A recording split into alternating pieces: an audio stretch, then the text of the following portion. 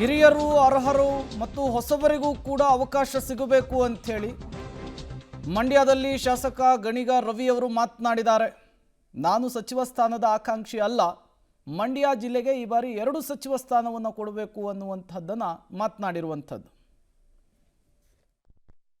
ನಾನು ಅವತ್ತು ಹೇಳ್ತಿದ್ದೀನಿ, ಇವತ್ತು ಹೇಳ್ತಾ ಇದ್ದೀನಿ, ಡಿ ಕೆ ಶಿವಕುಮಾರ್ ಆಗಿರೋರು ಮುಖ್ಯಮಂತ್ರಿ ಆಗಿರೋದು ನಾವೆಲ್ಲ ಅಧಿಕಾರಕ್ಕೆ ಬಂದ ಥರ ಕಳೆದ ಸಿದ್ದರಾಮಯ್ಯನವರ 3 ವರ್ಷ ಅವಧಿಯಲ್ಲೂ ಸಾಕಷ್ಟು ಅನುದಾನ ನನ್ನ ಕ್ಷೇತ್ರಕ್ಕೆ ಬಂದಿದೆ.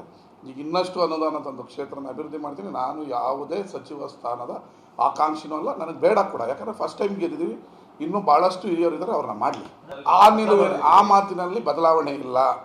ನಾವೇನು 39 ಜನ ಸೇರಿ ಸೈನ್ ಮಾಡಿ ಡಿ ಕೆ ಶಿವಕುಮಾರ್ ಅವ್ರಿಗೆ ಮತ್ತು ನಮ್ಮ ಸಿದ್ದರಾಮಯ್ಯ ಸಾಹೇಬರು ಕೊಟ್ಟಿದ್ದೀವಿ 5 ಜನಕ್ಕೆ ಮಂತ್ರಿ ಸ್ಥಾನ ಕೊಡಬೇಕು ಅಂತ. ಈಗ ಇದರಲ್ಲೂ ಭಾಳ ಟ್ಯಾಲೆಂಟು, ದಕ್ಷವಾಗಿ ಆಡಳಿತ ನಡೆಸುವಂಥ ನಮ್ಮ ಚನ್ನಗಿರಿ ಶಾಸಕ ಶಿವಗಂಗಾ ಇದ್ದಾರೆ.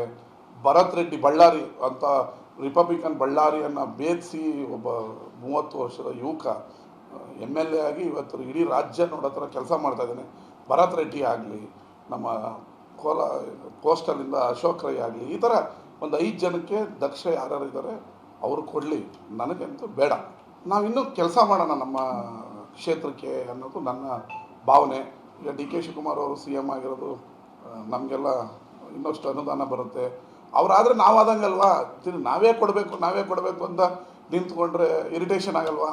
ಬೇರೆಯವ್ರು ಮಾಡಲಿ, 1-2 ಸಿಗಲಿ ಅನ್ನೋ ಭಾವನೆ ನಮಗೆ. ಈಗ ಚಲುವರಾಯಸ್ವಾಮಿಯವರು ಭಾಳ ದಕ್ಷವಾಗಿ ಅಧಿಕಾರ ಮಾಡಿದ್ದಾರೆ ಜಿಲ್ಲೆನ.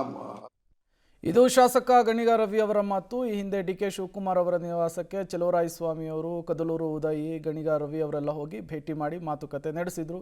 ಈ ಬಾರಿ ಮಂಡ್ಯಕ್ಕೆ 2 ಸಚಿವ ಸ್ಥಾನವನ್ನು ಕೊಡಿ ಅಂತ ಕೇಳಿದರು. ಈಗ ಮತ್ತೊಮ್ಮೆ ಬಹಿರಂಗವಾಗಿ ಹೇಳಿಕೆಯನ್ನು ಕೊಡ್ತಾ ಇದ್ದಾರೆ. ಯಾರ್ಯಾರಿಗೆ ಅವಕಾಶ ಸಿಗುತ್ತೆ ಅನ್ನೋದನ್ನು ಕಾದು ನೋಡಬೇಕು.